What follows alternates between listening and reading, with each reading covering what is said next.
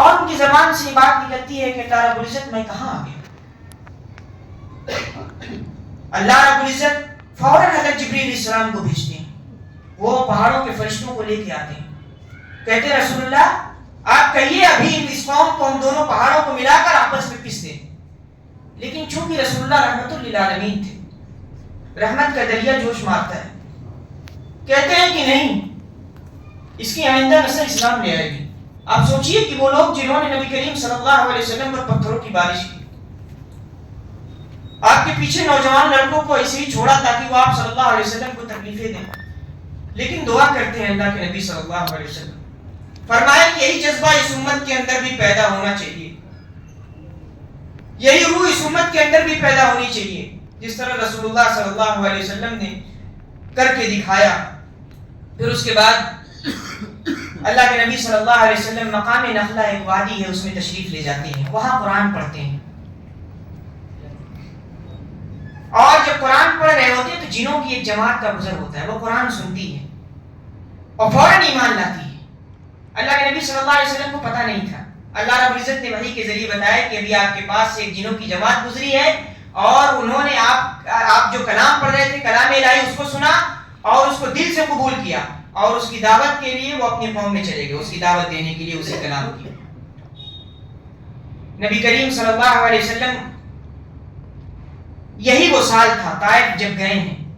دو بڑے اہم حادثات پیش آئے. ایک تو آپ صلی اللہ علیہ وسلم کی چچا رخصت ہو گئے اس دنیا سے, اور آپ صلی اللہ علیہ وسلم کی زوجہ محترمہ حضرت خدیجہ بھی اس دنیا سے رخصت ہو گئی.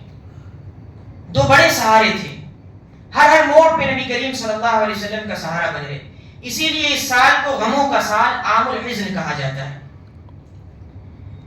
پھر اس کے بعد کفار کو پھر تنبیہ کی گئی کہ تم سمجھتے ہو کہ اللہ رب العزت کے مقابلے میں یہ دیوی دیوتا اللہ رب العزت کو عاجز کر دیں گے. ایسا نہیں ہے, نہیں عاجز کر سکتے رب کو, نہیں تھکا سکتے اس کو, نہیں اس کو شکست دے سکتے, کیونکہ وہ رب العالمین, وہ ان کے مقابلے, وہ اللہ رب العزت کے مقابلے میں یہ عاجز ہیں, یہ کمزور ہیں. تم لوگ سمجھتے ہو کہ رب العالمین کی طاقت کمزور ہے, ہرگز نہیں, بلکہ تمہارے دیوی دیوتا, تمہارے معبود کمزور ہے, رب العالمین کے سامنے ٹکنے کی حیثیت نہیں ہے.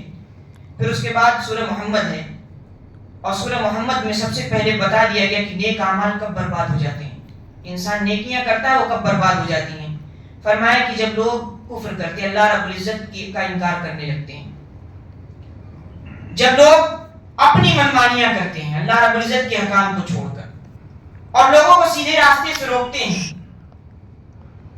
اور کلام الہی سے نفرت کرتے ہیں, قرآن مجید سے اور اللہ رب العزت کے احکام سے نفرت کرنے لگتے ہیں, اور اللہ کو ناراض کرنے کی ہر کوشش کرتے ہیں, اور اللہ کے نبی صلی اللہ علیہ وسلم کے فیصلے کو نہیں مانتے یہ لوگ, تو فرمائیں کہ ایسے لوگوں کے اعمال اکارت ہو جائیں گے, برباد ہو جائیں گے, کوئی فائدہ نہیں. پھر مسلمانوں کو تسلی دی گئی کہ دیکھو اللہ رب العزت کی مدد کا یقین رکھو, مدد آئے گی, اللہ کے راستے میں قربانیاں دیتے رہو, بہترین بدلہ ہے تم لوگوں کے لیے, بہترین بدلہ. پھر فرمایا کہ قرآن مجید غور اور فکر کی دعوت دیتا ہے کہ آؤ اس خزانے سے جو موتیاں ہیں, جو جواہرات ہیں وہ حاصل کرو, جو زندگی ہے, جو روح ہے, اس روح کو لو جو تمہارے اندر